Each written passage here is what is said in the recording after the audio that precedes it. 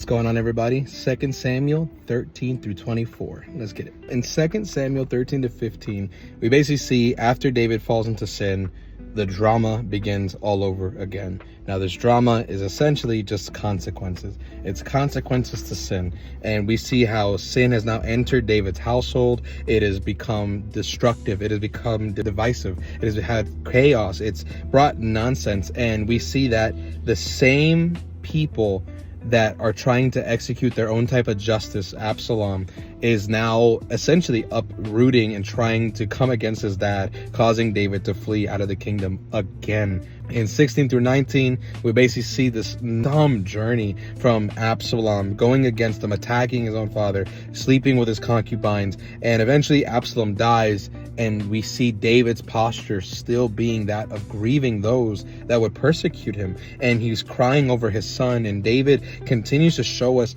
that he doesn't have the heart of these other people. He doesn't have the type of heart that these other kings would have. Instead, he has one that is sentimental, that's empathetic for the things that are going on and for the chaos that's happening. And Joab has to kind of wake him up and be like, yo, what is wrong with you? What is going on? And we see David kind of come to grasp, like, you're right. Like, I need to straighten up. I need to focus. I need to get right. And then he comes back and Israel starts to welcome him in.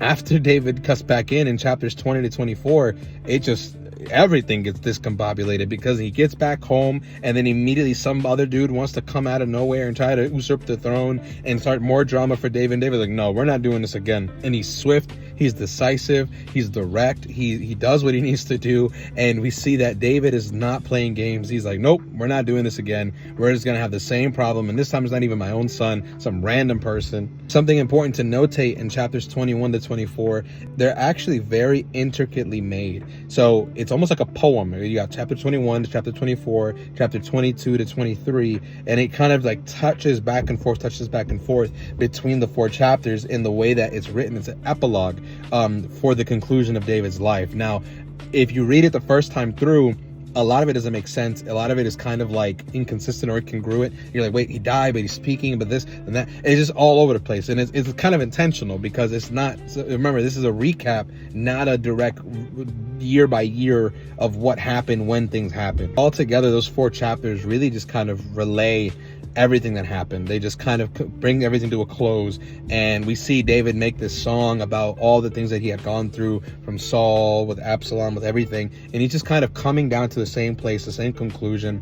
David understands God cares about him, and loves his family, and is going to carry his promise out, even though David is flawed. And it's kind of ironic that it's almost as if like David starts feeling himself a little bit at the end of the book.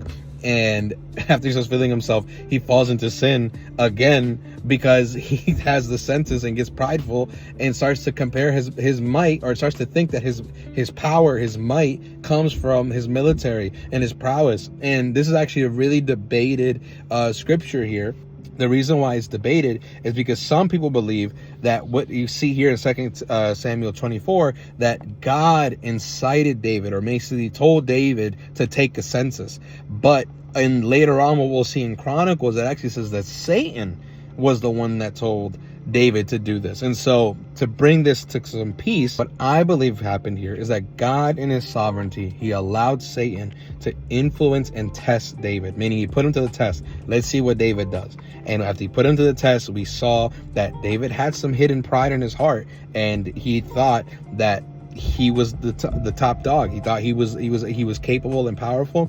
And not only that, the reason why this was a sin of taking the census, if you remember in Exodus in chapter 30, it says that there was a specific type of sacrifices that needed to be done whenever we would do a census, and whenever we would do something to count out on the people of God. And David did not do that. At the end of it all, what we should learn from the second book of Samuel is that sin has consequences. At the end of the day, David, although chosen and loved by God, would still have to bear the consequences of his sin, just because he was also flawed and human. But there's hope on the horizon. There's hope on the other end. That's all I have for you guys today. See you in the next one.